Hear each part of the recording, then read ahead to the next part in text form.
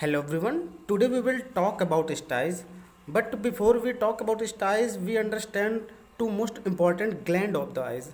The first one is gland of Zeiss and the second one is meibomian gland. Gland of Zeiss are unilobular sebaceous gland located on the margin of the eyelid, which service the eyelashes, and another oil secreting glands found on the tarsal palate that is called meibomian gland. Stys is acute infection usually of staphylococcus in 95% cases. Further, stys is divided into two parts, the internal and the external. Internal stys occurs inside the eyelids and external occurs outside the eyelids. Internal stys occurs due to the infection of the meibomian gland, while external stys occurs due to the infection of the gland of the cheese. Stys occurs for few days to weeks. All the symptom of the inflammation present additional to the mucus discharge and light sensitivity. If the size of the stys increase, then discomfort during blinking and sensation of foreign body also seen in the eye. Mostly it is spontaneous resolution, means it cures itself within few days without any external treatment.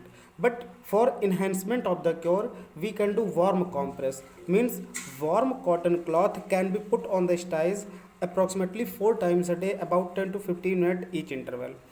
And if the complication increase, then topical antibiotics, steroid and non-steroidal anti-inflammatory drugs can also be used according to the symptom. A chalazion is benign painless tumor or swelling that appears on the eyelid not due to any infection but due to the blockage of the meibomian gland. It is also called lipogranuloma because of the granulomatous inflammation seen inside the chalazion. Basically, it occurs between the age of 30 to 50 years, or more than one chalazion may present at same eyelid, or both upper and lower eyelid can also be seen sometimes. Clinical features are swelling of the eyelid, redness, heat, tenderness, but without pain. Means chalazion is basically painless. If the size of the chalazion increase, it may cause astigmatism and blurred vision due to the pressure on the cornea. Same as stys, it also has spontaneous resolution, but for enhancement of the cure, we can do warm compress as it decreases swelling by softening the oils in the blocked glands and allow them to drain. No attempt made to squeeze and tear the chalazion as it do more damage because of side tissue infections. And if it become complicated, then we can use steroid, and the last option for chalazion treatment is the surgical.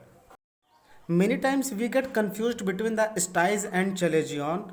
So the basic difference is a chalazion is typically found in the middle of the eyelids, but stys may found at the edge. It may be at the side or middle. Stys are basically painful while chalazion are painless. Stys mostly occurs due to the infection, while chalazion is due to the blockage of the gland. Sometimes, if stys is not cured, it turned and complicated into the chalazion. That's all. Thank you.